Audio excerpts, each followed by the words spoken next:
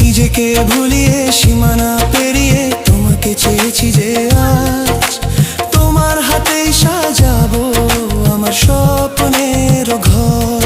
আমি তোমার প্রেমে পড়ে দুনিয়া ভুলে গেছি।